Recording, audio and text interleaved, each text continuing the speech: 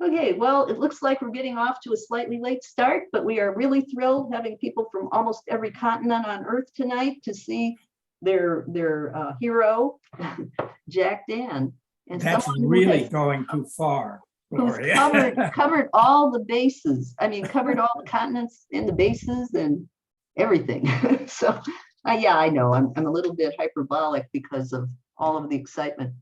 But anyway, we're really thrilled to have Jack. And what he tells me he's going to do is just kind of not ramble, but go back over his whole career.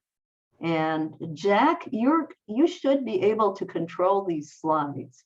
So what I would suggest, just as a as a first tip, is try to hit the down arrow on your whatever keypad you have. See if that works to go to the next slide.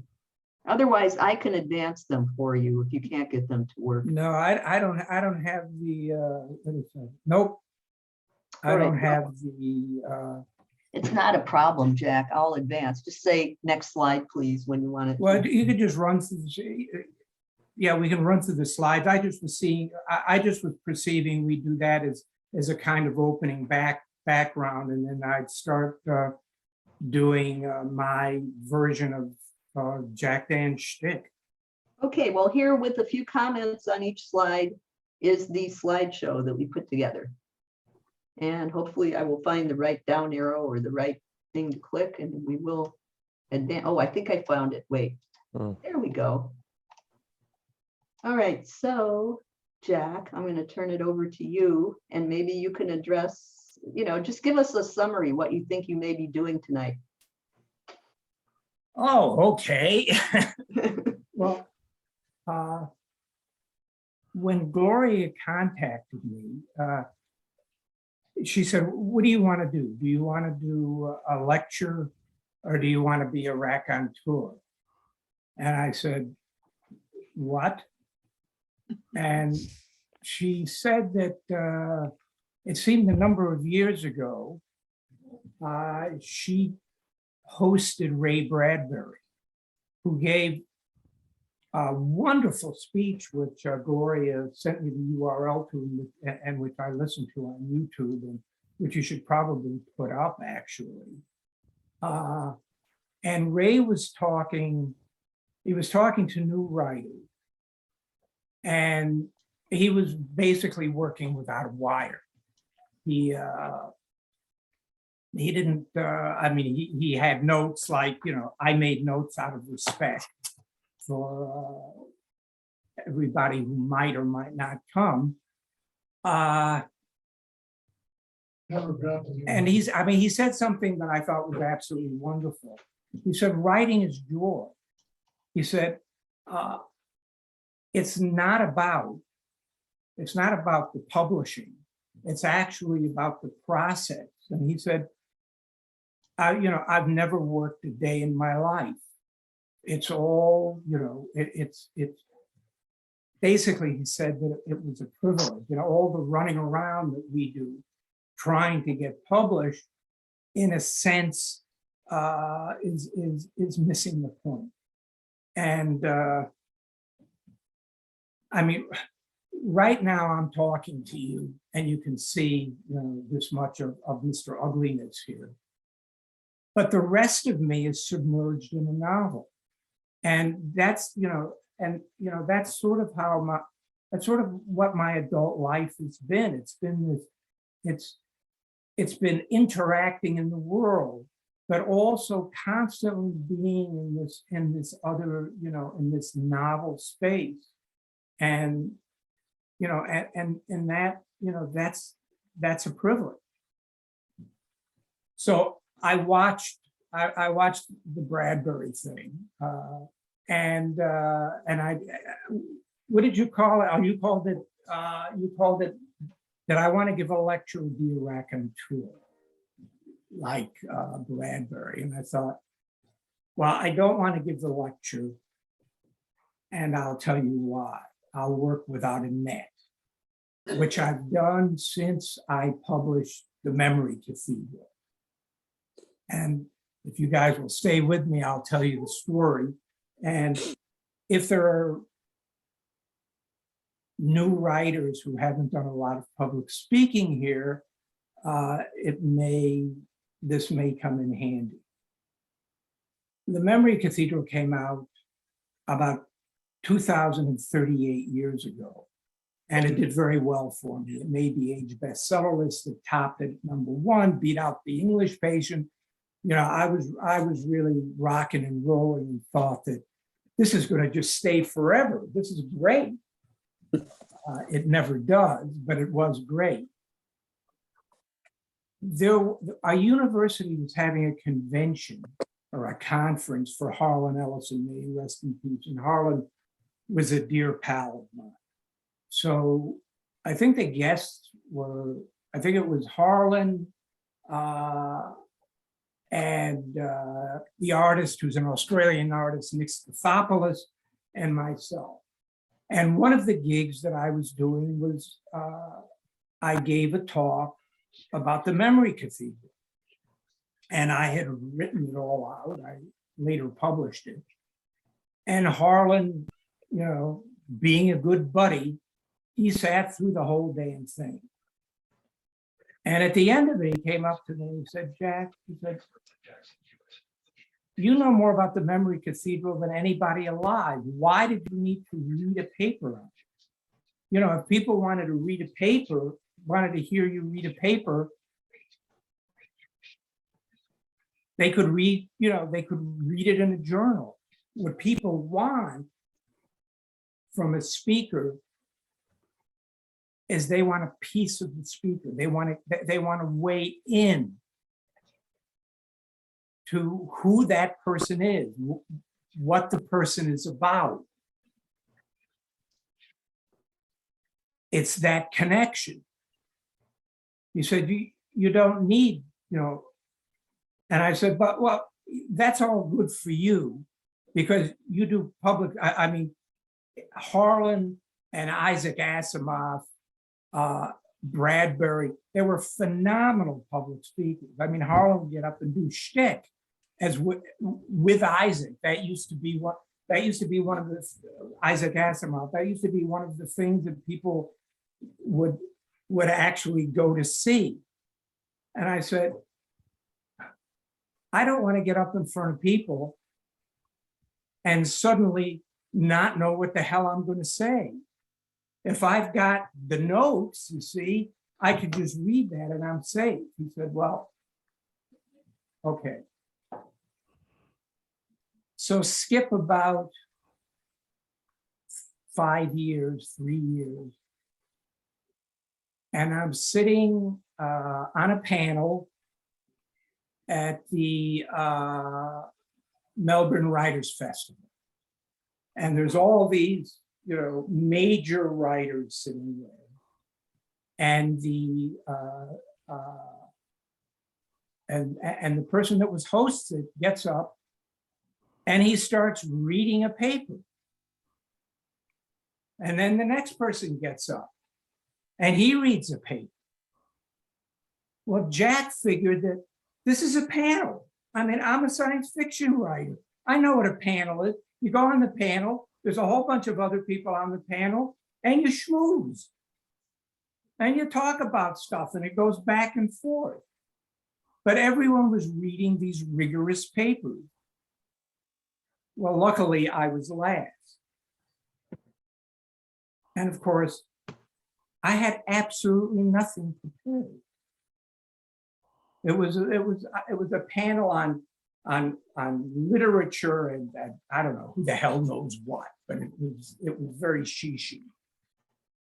So finally it was my turn, and I stood up and I looked at the audience. It was, you know, about 120 people in the audience, and I figured, look, you know, I'm dead. I'll just do stuff.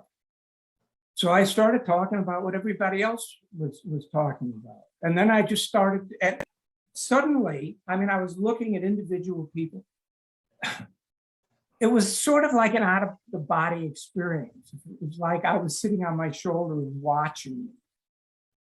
So I don't really remember what the hell happened, but I do remember when I sat down and a wonderful writer by the name of Sue Wolf said, how the hell did you do that? And at that moment, I remember I raised my eye and I said, thank you, Harlan. Because if you just go up there basically naked, you make a connection with the audience.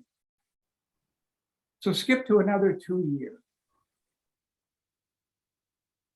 I was giving some sort of award presentation at some private high school. The whole high school was there.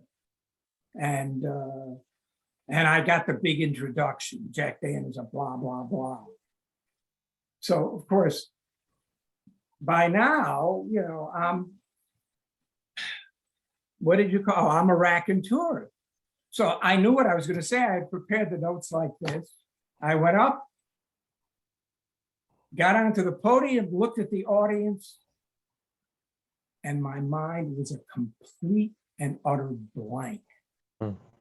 I completely forgot everything I was going to say.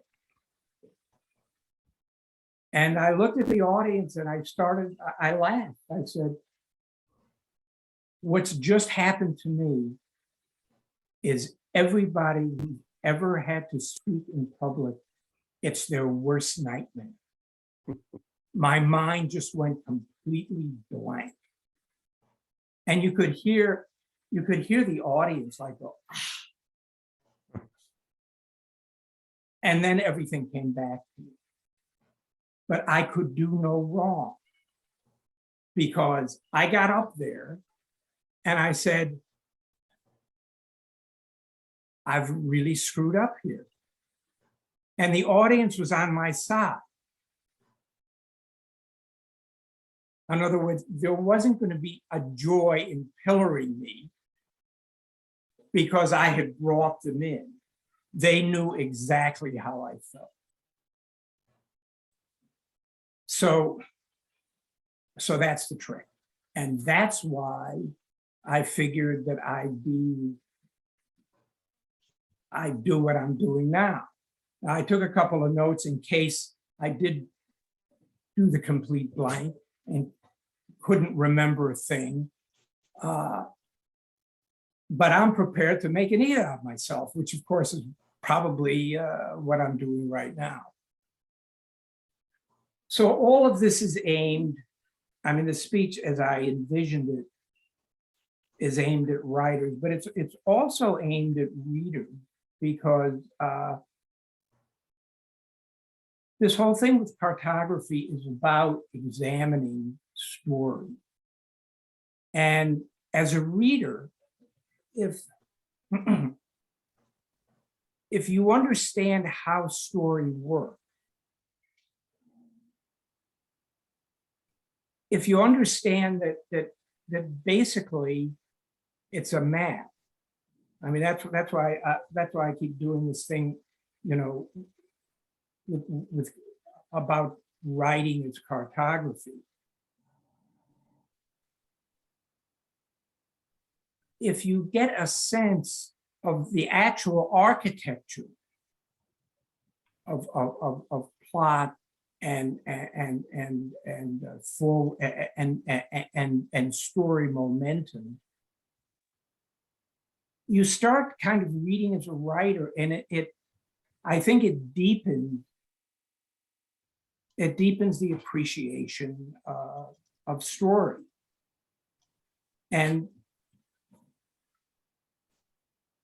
when I talk about cartography, i.e. the idea that a writer is really drawing a map for the reader. I mean, literally drawing a map for the reader. And this ties into two problems that I find with writers who are just getting started. One, they don't get the idea of point of view. And if you don't have the idea of point of view, then you end up writing this muzzy stuff. It's kind of like swimming through it's sort of like moving through fog, because you don't know who the characters are. You don't know where the characters are. It's like, it's like a fuzzy dream. And a lot of new writers, I mean, I was one of those. I said, look, there's brilliant stuff going on here, and I'm just going to put it down. And so you don't know who's standing where. You don't know who you're supposed to be seeing it from, whose point of view you're supposed to be seeing things from. Now, I like kind of a third person personal view, which means the character that's talking to you in the third person, okay? In other words, it's the narrative, but the character, it's sort of like there's a camera on his shoulder. So you're using he and she, but everything that's happening is happening from the perspective of that character. Okay, so as I'm boring the crap out of everybody here, what I did is I picked up I thought I'd give a few examples. Because once you get the idea that you're being led on a primrose path, that it's a map, everything is built on that. So you've got your character, you want to know where the character is. So he's standing in a room. So you want to know, from his point of view, what does he see in front of him? What's to the side of him? What's stage left? What's stage right? What's center stage? What does he see, hear, smell, taste, or she? And where exactly is he going? And in many novels, especially, or stories, especially the ones with a lot of forward momentum, you're basically being taken from room to room and from place to place. So I thought I'd read you a couple of pieces to prove that point. Am I putting everyone else to sleep here? Nope. Okay. As As long as one person says, nope, I'm good. All right, so. Is William Taylor okay? Is what? No, it's checking on William Taylor. He was kind of out. Long Is he day. here? Okay. All right. This is from the Memory Cathedral. And I basically just picked a few books off the shelf. In fact, 5 minutes before we were going to do this, I picked up a book by a buddy of mine, Richard Harlan, because he said he was coming in. And he's a terrific example. Unfortunately, because of Happy Zoom erasing the URL, he's not here. Okay, so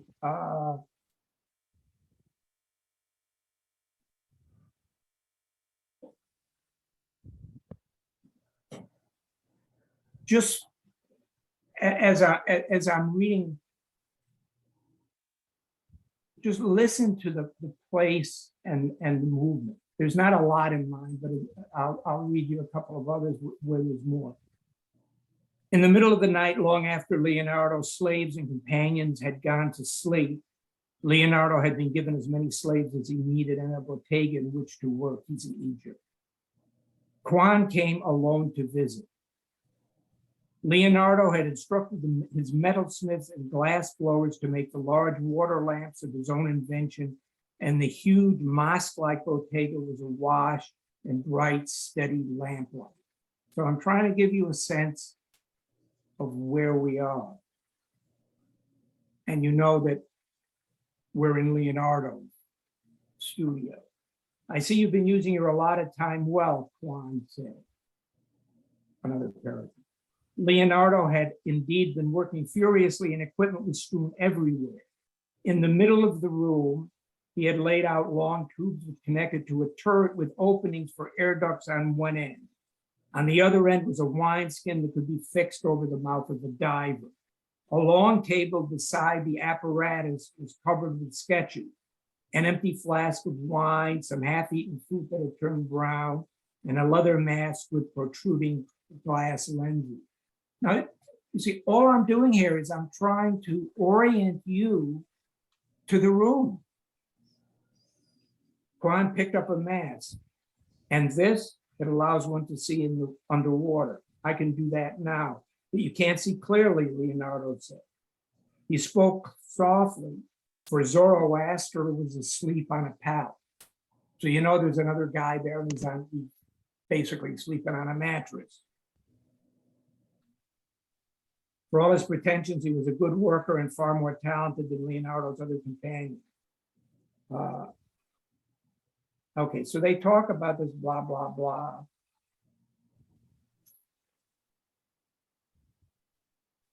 And then they leave. It won't be necessary, Leonardo said, looping the tubes over his shoulder. But once they were out of the room and in the dark corridor, once Quan had ordered the Mamluk soldiers who had been guarding Leonardo to remain in the bottega, Leonardo felt his grief over Nicolo's return. And then they're talking. But most of this is, okay, there's not a lot of forward movement here, but most of this is about describing the room and what's in it. The conversation and everything goes on around that. And they leave the room, you see the corridor, blah, blah, blah. Okay, this is Richards. He's not here, but I picked this up about 5 minutes ago. Or 5 minutes before we started. Again, down, down, down. This is chapter 26. His very worst childhood nightmare had come true. Utter helplessness, nothing to clutch onto. Scrabbling at the smooth metal of the chute, he only added a corkscrew twist to his fall. By the time he hit bottom, he was traveling at tremendous speed. All he knew was that something caught him under the feet and bounced him back up. For a moment, he was spinning over and over. Then he landed once more, this time on his back. Now, this is third person, okay? But you're getting it absolutely from the point of view of this protagonist. He lay winded. There was a rotten egg smell and a dull pounding of machinery. He tried to open his eyes, then discovered they were already open. The world was a blur of hellish red and black. Something else come down, roared a voice nearby. Food, cried another. The red and black separated out into a band of red sky between towering cliffs. The cliffs were actually walls of iron. The red sky was a glow reflected on snow. No. So what he's doing, you're seeing from his eye, from his perspective, exactly what he's seeing as he's seeing. The face, then faces appear. Hideous faces with glinting eyes. One was disfigured by a crinkled scar tissue. Another lacked teeth. A third was clotted with yellow grease. As they leaned over him, Paul had an impression of bare, sweating shoulders and chest. Suddenly they were hairy and dark as beasts. More and more. He struggled to rise up off his back, but he was in some kind of net and couldn't get a purchase. His left foot sank through between the cords, leaning snagged and trapped. So what Richard is doing here is he's basically describing from his point of view everything that's happening, and you're seeing it in real time as in a film, as he sees and feels it. And all the senses are always there. What does he see? What does he hear? What does he smell? And so that's, again, he's mapping it out. In another part of the book, he's lying in bed and he hears people coming toward him. And so what I'm saying at this level, what writers are doing, I mean, all of the symbolism, all of the emotional stuff, all of the interaction, all of the symbolism, all of the literary stuff, it all happens along a route. It's all mapped out. And a lot of what the writer is doing is giving you that map. I mean, Mark can probably talk to this better than I can, because he's one of the best film story doctors in the business. Okay, one more quickly, just so you get the. I've been reading this young adult series by Kevin Crossley Holland. This is the third book in the series. It's an Arthur trilogy. But again, it's the same. And this time we're taking a walk. When we reached Venice, Bertie was more like a hound than a human. He ran to and fro, put his nose into this and that, yelped with excitement. It wouldn't have surprised me if he'd lifted a leg. Come on, I said, which way? I don't know, let's head north. Why? Because then we can head south later on and find our way back to the boat. So aside from the map, you see all the information. I mean, this is what writers are doing. They're giving you why. Because then we can head south later on and find our way. You're always working things out, Bertie said, but walking north in Venice isn't as easy as all that. The streets and passages keep swerving and turning to avoid all the canals that lace the city, the way our bodies are tangled with veins and arteries. Some come to dead ends, some cross stone bridges, blah, blah, blah. After a while, though, Bertie and I came to a campo, a kind of square space surrounded by buildings, where there's a market. In the back streets, it's so quiet, you can hear the echoes of voices and footsteps, the swishing of water, but the campo was noisy and packed with people. One stall was like a small open-sided tent made of rugs decked, but you see, that's the job of the writer. And I often map out plots, and I also, I don't know if you have time to do this, but I sometimes draw them when I find that that I'm encountering that terrible thing known as writer's block. So what I suggest you do when you're done listening to me blathering on,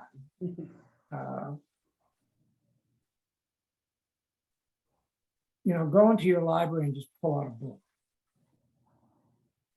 and look at it from the perspective of a cartographer.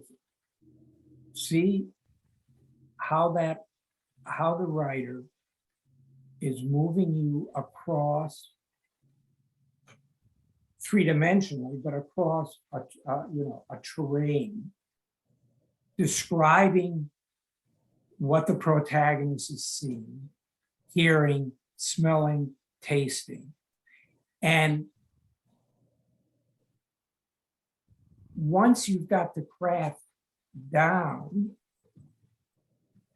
the reader will know exactly where the protagonist is every minute. And he'll know where the people are who's standing around him, who he's talking to.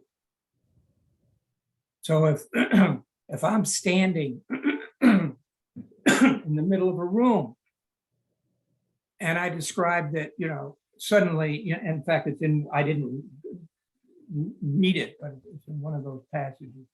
And he suddenly feels a hand on his shoulder, okay, or a hand on his left. Well, he then turns around to see who that is. And you are a camera on his shoulder. And if it's first person, then it's even more direct. But the first person is very difficult to write because it sounds easy. I mean, it's ostensibly easy. I'm sitting here giving a lecture to a bunch of nice people, and suddenly a helicopter landed in my front yard. It feels smooth and easy to do, but the problem is when you're doing third person, whether it's a close third person, you're perched on the protagonist's shoulder, or whether you're God, I often open chapters where I'll describe stuff and then narrow in. When you're in first person, you can only know and see what the protagonist sees. So I wrote a novel called The Silent, which is about a kid in the Civil War in the American South who loses his parents and is completely traumatized and thinks that if he stands still that he's invisible. And it's the story of a few years of his life as he's living, as he's trying to make his way through this war zone. I got this idea from The Painted Bird by Jerzy Kosinski. In his introduction, he said he had read something about gangs of kids who didn't have parents, and they were just, running like feral animals through the landscape. And as soon as I read that, I thought, oh crap, that's my next novel. I have no choice. And I did it first person. And in fact, when I have to get to a point where I can hear the character's voice in my head. I have to really get to know them and know all of their background. And there was a point where I started hearing the protagonist, Monday McDowell. He was dictating the introduction of the book. So I sat down and I wrote this introduction by the character. And at the end of the introduction, he ends up in Pennsylvania. Well, nothing in this book takes place in Pennsylvania. So I then had to go back and figure out, well, why does he end up in Pennsylvania? And a wonderful thing happened on Amazon. The book was first published by Morrow and State and HarperCollins here. And when Amazon put the book up, it was by Jack Dann and Monday McDowell. So my protagonist actually ended up getting an author credit. But the big problem is, how do you let people know the history of the places that this kid is in? I mean, he's hanging out with Stonewall Jackson and all kinds of people, because it's his perception. He doesn't know. And I can't tell you because I can't use third person. It's all from his perspective. So the only way that the reader can find out about the background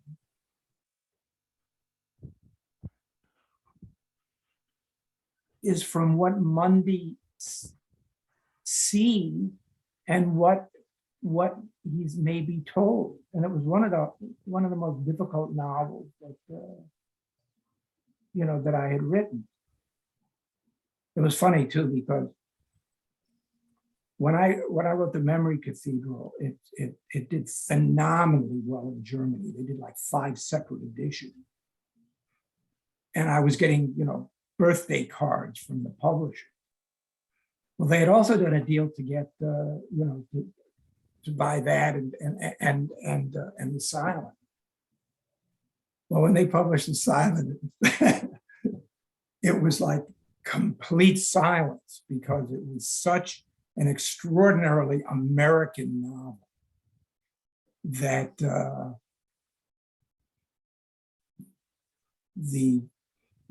my German readers were scratching their heads, so to speak. So it's easy to go from bestseller to who's that guy? Okay.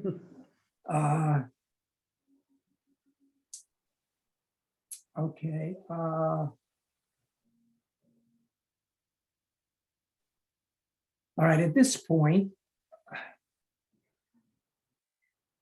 we can go anywhere, anywhere all of you would like. I'm open to question. We can talk. I made some notes here. I said we can talk about drawing plots, lucid dreaming. I did an article called "The Keys to the Kingdom," which is probably obvious. The material is obvious to you. I wrote it in about 1874 for the writer. There was Writer's Digest, then there was also the writer. And no, I'm sorry, I wrote it for Writer's Digest. And they like published it something like 3 times. They reprinted it something like 3 times. And it's just about what you have to do to be a writer. I can talk about stuff like that. I can talk about the different writers that I encounter, because I do a lot of workshops, and I can talk about mentors, because when I do a workshop, if there's say 15 people in the workshop, if I can reach 2 people, I consider that a success, because the way I work is very different from the way some other people work. I mean, there are writers who start off as novel writers. I mean, I started with short stories, and the short stories kept getting longer. But there are some writers who, you know, the only way they write a short story is if they cut something out of a novel. There are some writers who are absolutely plot oriented. It's all about plot, and then everything else comes later. And then there's some writers who just start writing. They don't have an idea. I did a panel at a writers festival once, and I was moderating a young writers panel, me being the old fart writer. And it was interesting because we all work so differently. There were some writers who plotted everything out scene by scene. There were other writers like me who have an idea of the plot curve and then work from there, and things can often change dramatically. And I start at the beginning and I learn about the characters and place as I go along, and then I go back and change. There are some people like my partner, Janine Webb, who will start writing a chapter in the beginning and then write a chapter in the middle. Then she goes back and writes a chapter somewhere else. And a lot of writers, I can't work like that, because there are some writers who, I mean, Harlan would do this. He would just sit down and start writing. Now, the stuff that he used to do, he used to have a thing where he would sit in front of a bookstore shop window, and he would write a story right there. Now, I know, even though he wouldn't admit it, he had some idea where that story was going.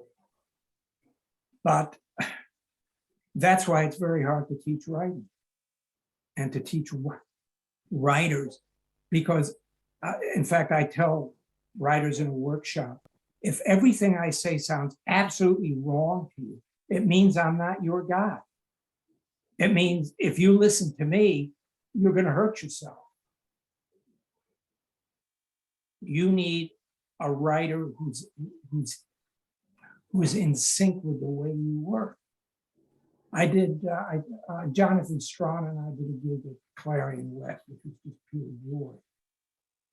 And out of all the students who I loved, and we had, you know, I know that I hit 2 people and changed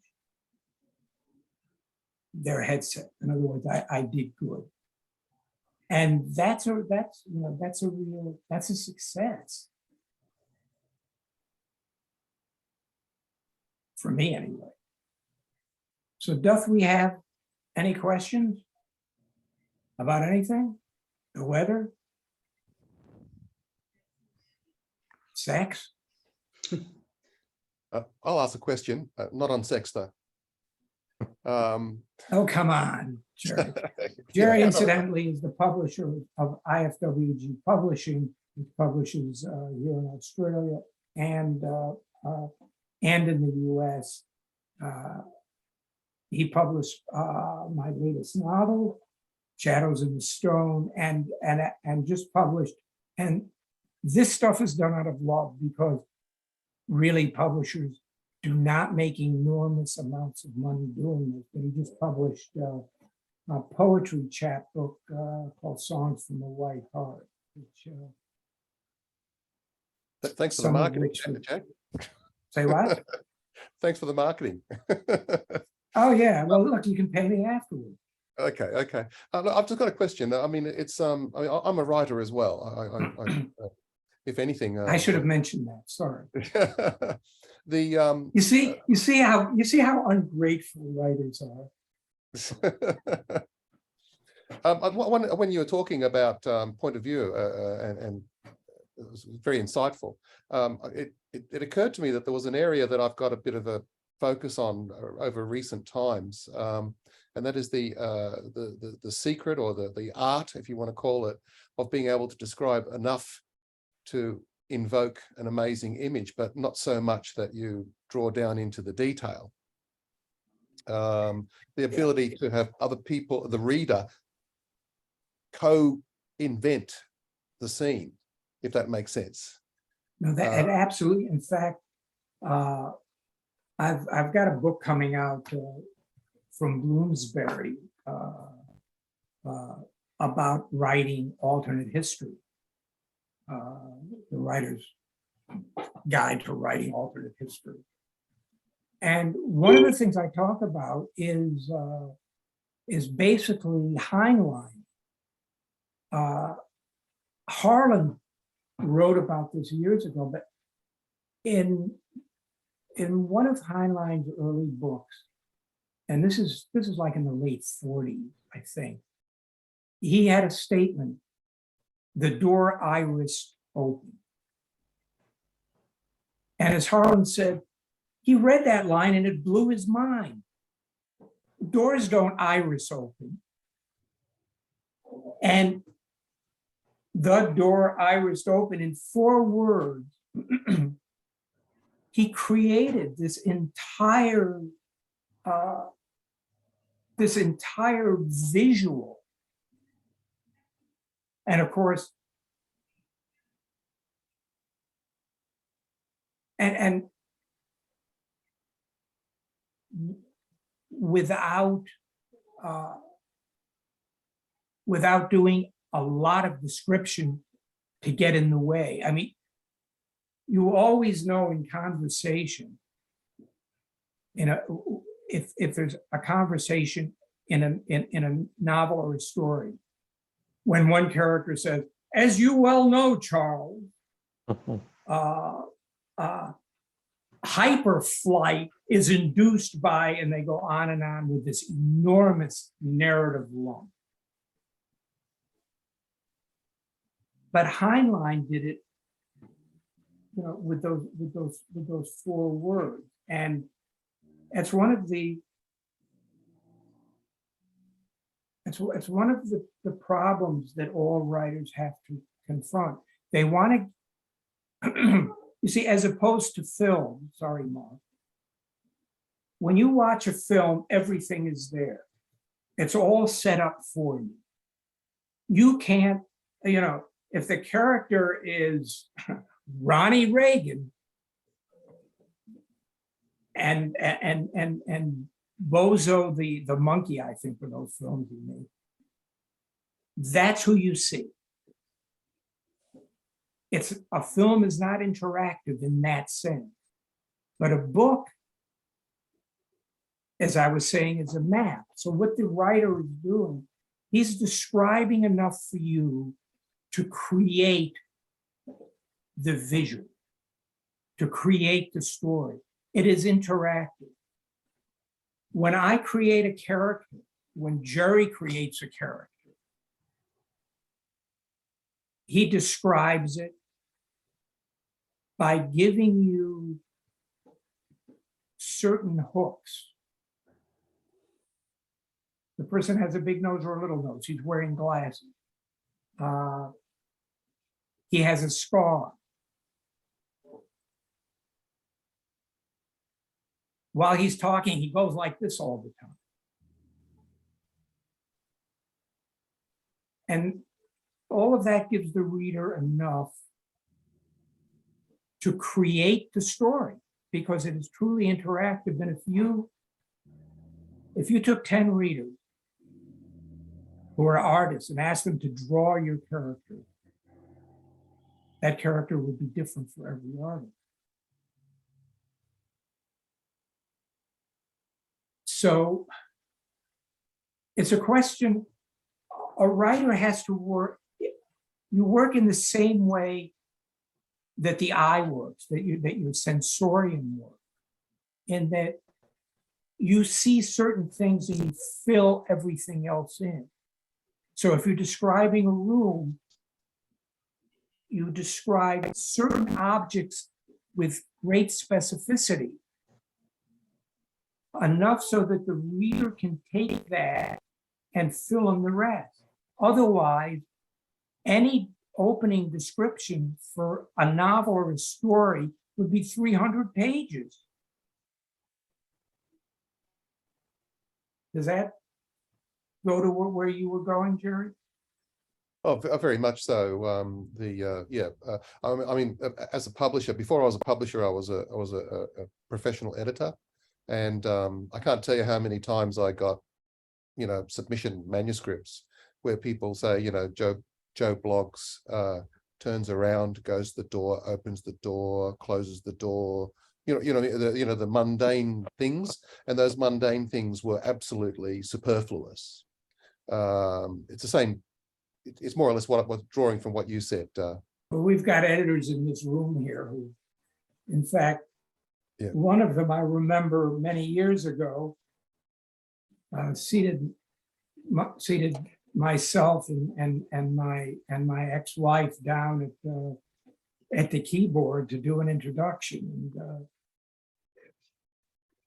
she just didn't allow everything we wrote to go unfixed.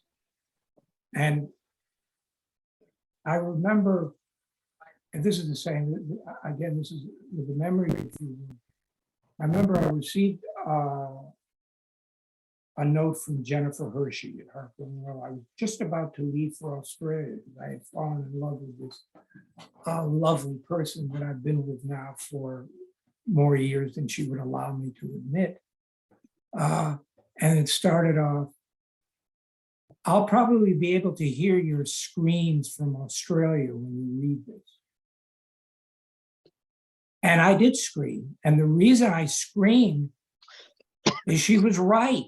I kept reading it was like 2 closely packed pages. And every dot point I said, oh, I hate this. She's right.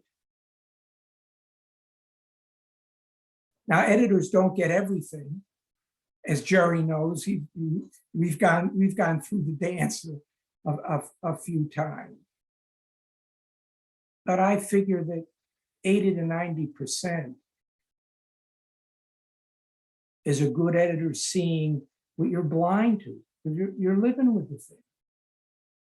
Which is why most writers make lousy copy editors for their own work. The problem is I'll read what I've written and I fix it in my mind. So the can be HTE and I'll read it as the because I know what I wrote.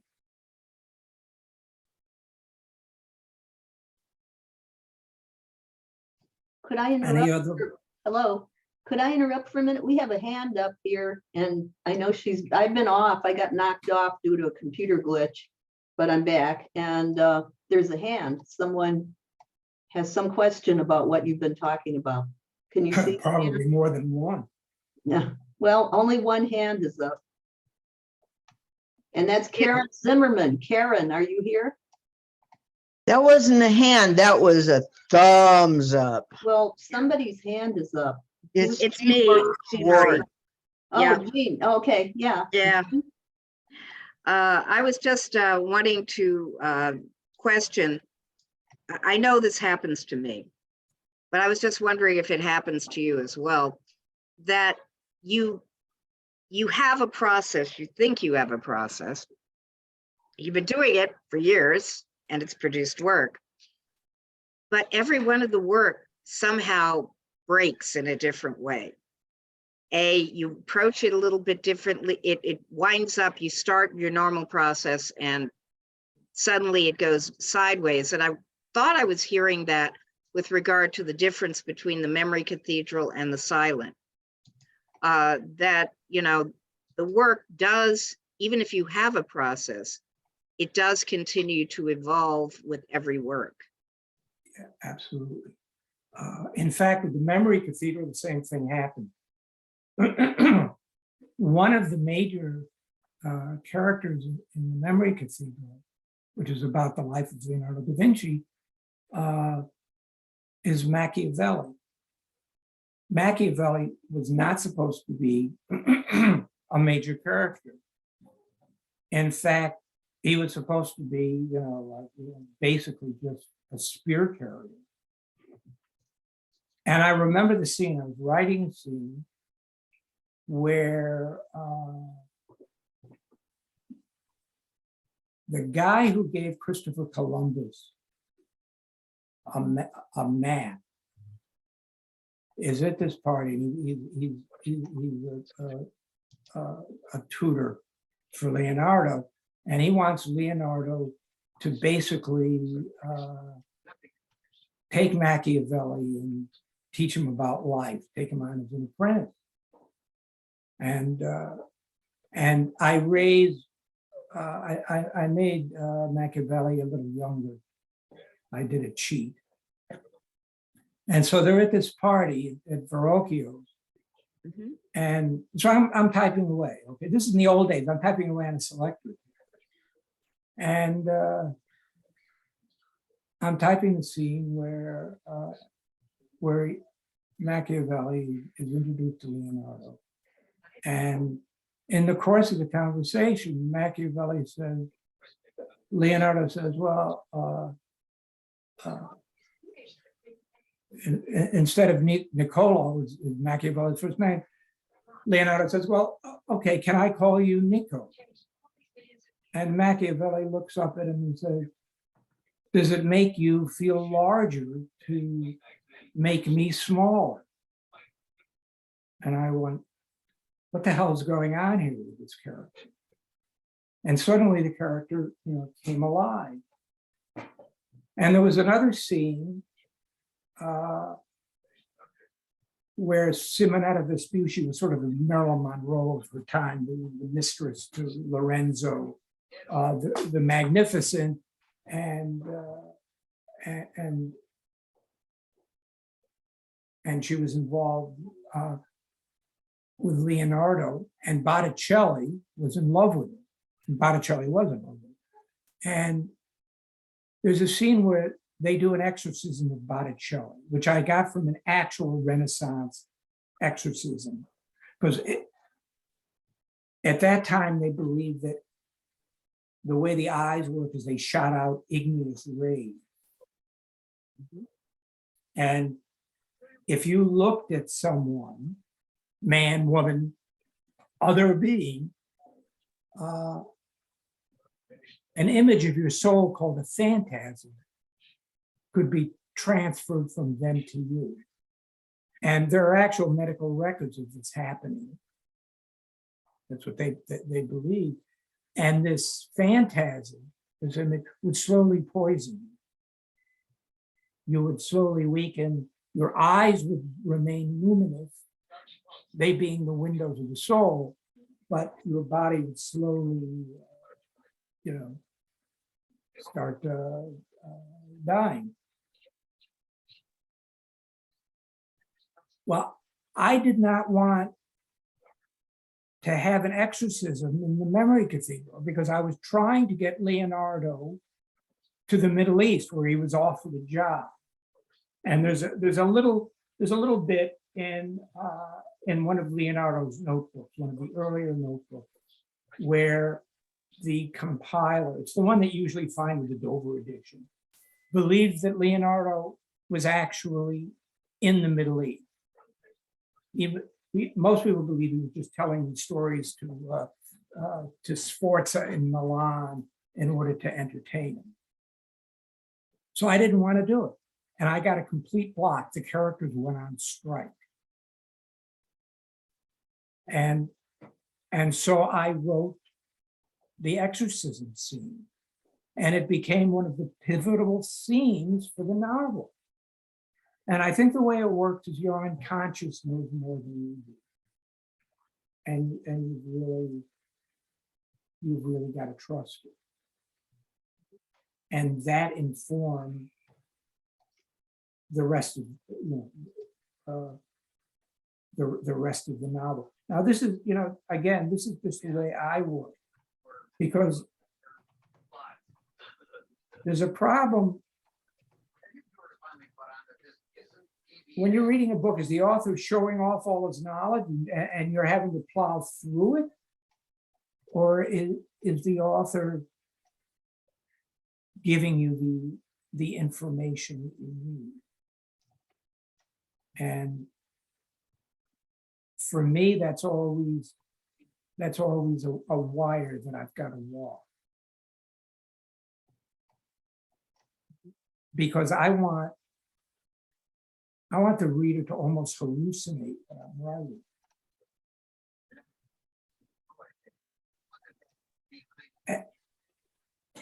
Yet I'm a big fan of the style of Hemingway. I mean, and in our genre, it's Joe Haldeman. He writes, clean, muscular prose. Of course, I remember when a buddy of mine, Bob Silverberg, wrote an introduction to a Tiptree book. And this was at the time when she had not come out and let the world know that he was a she. And he wrote, it's absolutely obvious that James Tiptree Jr. is a male because of the muscularity of the prose. I love that anecdote because it couldn't have happened to a nicer guy. Let me just say that. He had to eat a lot of crow. Yeah. Yeah, I'm also fascinated by the fact that what we put on the page is only half of the story and how much of it is actually what the reader brings to it. That's right. And I think that one of the things that I tell young writers and new writers, you have to think of your story as kind of, the Disney cells before everything has become, animation become as sophisticated as it was. There would be, you would paint a background and then you'd put you'd put a cell over it. In other words, so that it would get filled in. Well, often we